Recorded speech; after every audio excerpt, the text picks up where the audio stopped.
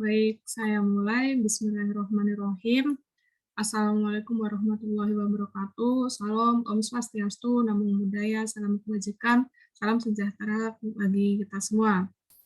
Selamat sore. Di sini saya akan menjelaskan tentang rancangan Bujur Sangkar Latin. Sebelumnya, perkenalkan, nama saya Diah Ayu Sintawati, NIM D1A 0200008 dari kelas C Angkatan 2020 dengan PJ Asisten Mbak Anissa Nurrahmah. Perlu kita ketahui, rancangan Bujur Sangkar Latin ini disebut juga dengan Latin Square Design. Nah, rancangan pada Bujur Sangkar Latin ini tata letak rancangannya berbentuk bujur sangkar oleh jumlah baris dan kolom serta perlakuan yang sama banyaknya. Rancangan Bujur Sangkar Latin atau RBSL digunakan apabila percobaan membutuhkan penanganan yang lebih kompleks. Artinya kondisi heterogen materi percobaan, setiap unit-unit percobaan tidak dapat dikendalikan hanya dengan pengelompokan satu sisi keragaman saja. Nah, karena RBSL mampu mengendalikan komponen keragaman unit-unit percobaan dari dua arah baris dan arah kolom. Makanya RBSL ini digunakan dalam rancangan penelitian ini. Langkah dalam RBSL itu ada tabulasi data yang merupakan aktivitas untuk melakukan pengamatan data dan penyusunan data ke dalam tabulasi data untuk keperluan analisis data. Nah, tabulasi data ini berupa tabel 1, yaitu baris dan kolom, dan yang kedua ada tabel 2, yaitu berupa perlakuan. Seperti yang saya share screen berikut. Lalu untuk prosedur analisis variansinya, yang pertama kita harus mengetahui dulu soalnya seperti apa, lalu kita nanti bisa menentukan FK, jika total, jika baris, jika kolom, jika perlakuan, dan juga jika galat. Nah, untuk soal praktikum lembar kerja RBSL ini, diketahui bahwa suatu penelitian pemberian kadar protein pakan dengan R1 sama dengan 10%, R2 12%, R3 14%, dan R5 18%. Nah, sebagai baris adalah bangsa sapi A, B, C, D, dan E. Sebagai kolom adalah periode laktasi, yaitu 1, 2, 3, 4, dan 5. Untuk karakteristik yang diamati itu ada kandungan fosfor dalam air susu. Nah, tabulasi data sudah dilakukan dan hasilnya adalah sebagai berikut. Untuk tabel 1, baris dan kolom, diketahui ya pada baris 1, kolom 1 ada 17, baris 2, kolom 1 ada 19.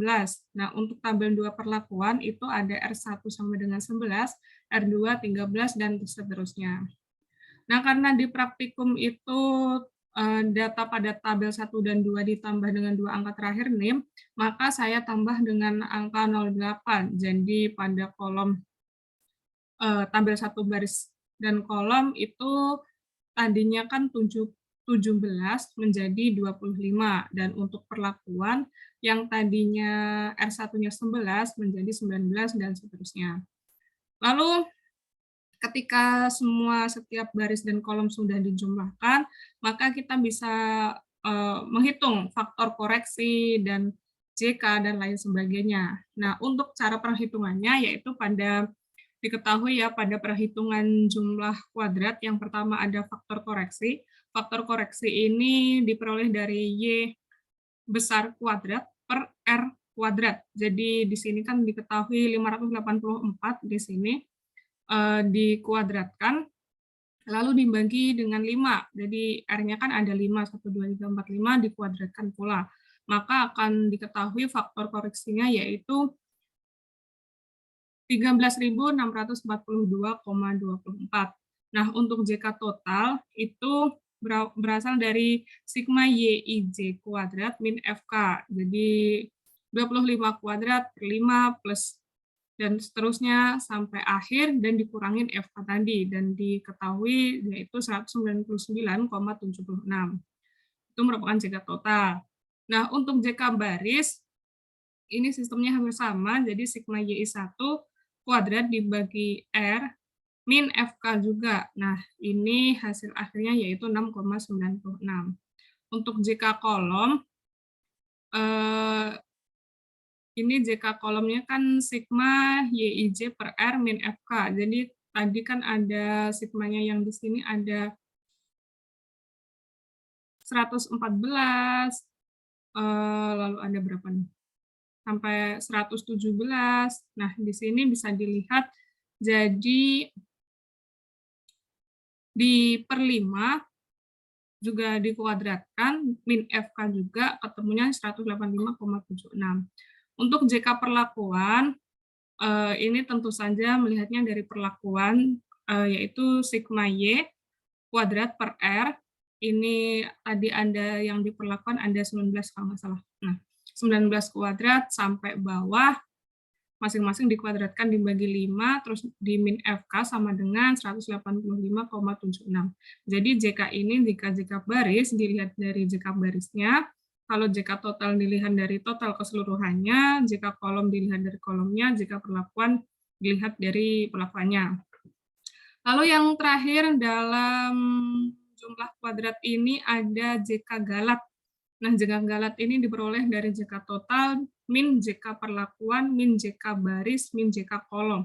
Jadi kalau sudah diketahui semuanya, tinggal dikurang-kurangi dari JK totalnya, dikurangi segala macam perlakuan baris dan kolomnya, maka ketemu hasilnya 4,48. Lalu selanjutnya, langkah selanjutnya, karena ANAVA-nya sudah diketahui, maka bisa dimasukkan ke tabel analisis variasi. Ada berupa jumlah sumber variasi, yaitu perlakuan, bangsa, periode laktasi, galat, dan total. Terus ini ada JK-nya, DB, KT, F hitung, F tabel. Nah, ini JK-nya pada perlakuan diketahui 185,76, dengan DB-nya 4 dan KT-nya 46,44, dan F hitung 124,393. Nah, di F tabel diketahui pada F 0,05 itu 3,26 dan F tabel 0,01 itu 5,41. Untuk bangsa periode laktasi bisa dilihat dan ini seterusnya, maka diketahui bahwa simpangan bakunya yaitu 0,611 dan koefisien keragamannya 2,746. Nah, untuk kesimpulannya bahwa F hitung perlakuan itu lebih dari F 0,01 atau 124,393 itu lebih dari 5,41. Berarti perlakuan berpengaruh sangat nyata dengan dilambangkan petik 2 di atas terhadap kandungan kalsium air susu. Nah, untuk F hitung baris lebih dari F 0,05 berarti jenis sapi atau bangsa berpengaruh nyata. Karena nyata maka lambangnya tanda petik 1 saja terhadap kandungan kalsium air susu. Nah, untuk F hitung kolom itu lebih dari F 0,05 berarti periode laktasi tidak berpengaruh terhadap kandungan kalsium air susu. Selanjutnya, ujilah menggunakan uji beda nyata jujur atau BNJ atau Honestly Significant Difference atau HSD, yaitu uji 2K. Nah, untuk BNJ alfa ini kita menggunakan rumus seperti ini, Q dikali P DB galat alfa kali akar KT galat per R. Nah, untuk BNJ 0,05 ini diketahui 4,508 dikali akar KT galat tadi diketahui 0,31 dan R-nya ada 5. Jadi diketahui BNJ 0,05 1,226, BNJ 0,01 1,528. Jadi kalau BNJ ini rumusnya tetap sama, cuma yang membedakan di sini dilihat dari 0,05-nya, di sini dilihat dari 0,01. Lalu setelah diketahui, kita masukkan ke tabel lagi, ada berupa tabel perlakuan, yaitu R1, R2, R3, R4, dan R5, lalu ada tabel rata-ratanya, itu dibalik ya, ini ada R5, R4, R3, R2, R1. Nah, untuk yang nggak ada isinya ini, makanya diblok saja untuk memudahkan kita meneliti. Lalu ketika sudah dibandingkan, ujilah apakah ada perbedaan perlakuan antar perlakuan sebagai berikut.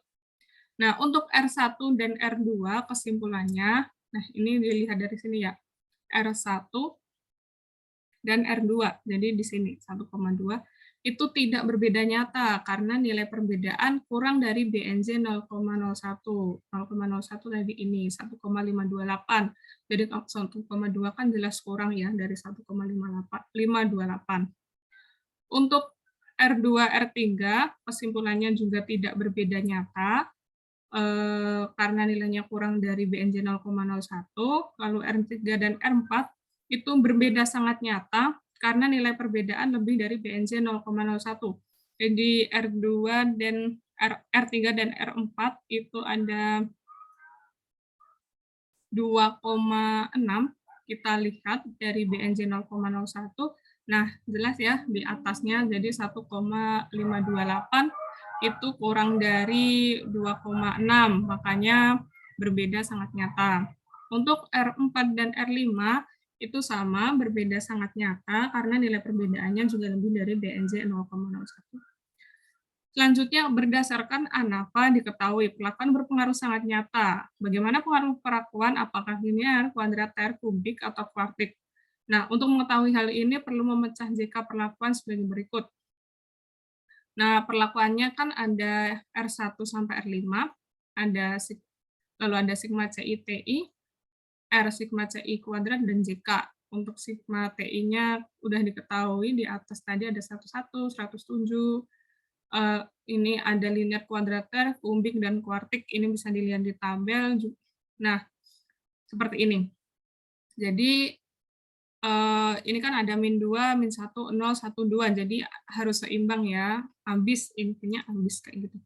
Nah, itu diketahui untuk jika A kuadrat per B diketahui sedemikian dan dihasilkan jika perlakuan yaitu 185,760. Lalu untuk tabel analisis variansi, setelah jika perlakuan dipecah, itu dimasukkan ke sini sumber variasinya. Tadi kan ada linear kuadrater, kubik, kuartik. Nah, di bawahnya sekarang ditambahkan dengan bangsa, periode laktasi, dan juga galat. Makanya yang tampil di awal tadi bisa dimasukkan di sini. Setelah semua dihitung, maka akan ditemukan SB, yaitu standar bagusnya 0,611 dan juga KK 2,746. Dari hasil ANAFA pemecahan JK diperoleh kesimpulan bahwa di linear F hitung lebih dari 0,01 atau 473,537 lebih dari 9,33, artinya berpengaruh sangat nyata. Pada kuadrater itu juga berpengaruh sangat nyata ya karena lebih dari 0,01. F hitung itu tidak berpengaruh nyata karena F hitung kurang dari 0,05 atau 0,214 kurang dari 9,33. Untuk kuartik juga tidak berpengaruh nyata. Lalu bila hasil pemecahan JK nyata atau sangat nyata, gambarlah garisnya untuk mengetahui bentuk respon yang terjadi, itu linear, kuadrater, kubik, atau kuartik. Nah, di sini kan terlihat ya yang sangat nyata tuh linear dan kuadrater, tapi karena untuk praktikum ini kita mengambil dari linear saja. Untuk analisis regresi linear, kita masukkan tadi kan ada yang R1-nya kan 10, R2 12, R3 14, R4 16, R5 18. Nah, ini dimasukkan saja di X-nya, lalu di Y juga dimasukkan, Y-nya dari kolom tadi, kolom 2 kalau tidak salah, lalu dikuadratkan, Y-nya juga dikuadratkan, lalu dikalikan juga. Nah, makanya akan ketemu jumlahnya di bawah dan juga rata-ratanya. Jumlah dan rata-rata ini akan kita bisa untuk perhitungan jika regresi. Oh ya, ralat teman-teman, jadi X-nya kan tadi level protein ya, benar S1 sampai R5, dan Y-nya fosfor, fosfor yang benar di kolom tadi, karena emang kita untuk tujuan di penelitian ini untuk melihat level protein dan fosfornya.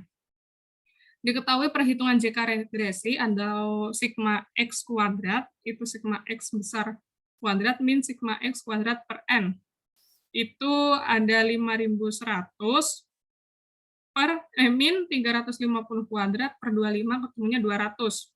Lalu untuk sigma Y atau fosfornya itu sama caranya juga di hasil akhirnya 199,76.